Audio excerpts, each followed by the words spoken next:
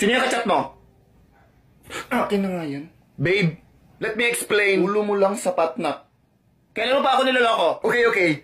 Meron ako mga babae. Mga? Konti lang naman. Mga 4?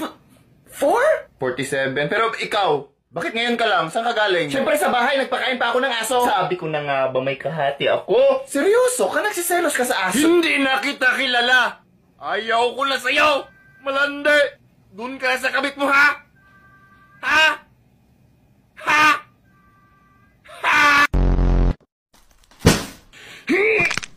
Uy! Ba't mo tinanggal mata niyan? Wala ka! Hindi! Ganito naman talaga dapat eh. Ikaw naman, champion ako sa amin. Hindi naman dapat natatanggal yung mata eh. Ba't ka ba nagmamagaling? Hindi naman kasi dapat ganyan. Nag-aaral ka ba ng 10 taon sa med school?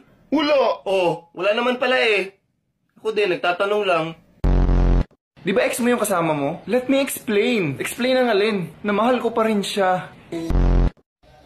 Tol, anong ginagawa natin dito? Nandito tayo sa taas ng building para subukan tong bagong sapatos. Sapatos? Para saan to?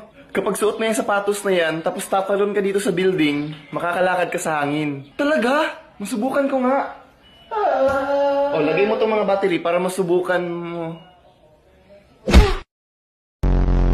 Dito na tayo magtago para dito natin siya gulatin. Nandiyan na siya, huwag ka nang maingay.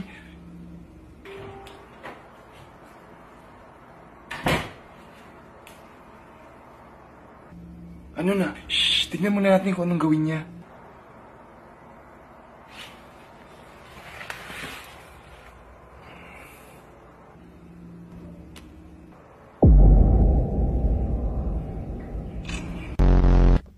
Tol, tulong. Tawagan mo ang 911. Anong number ng 911? Subukan mo kaya 911. Sige!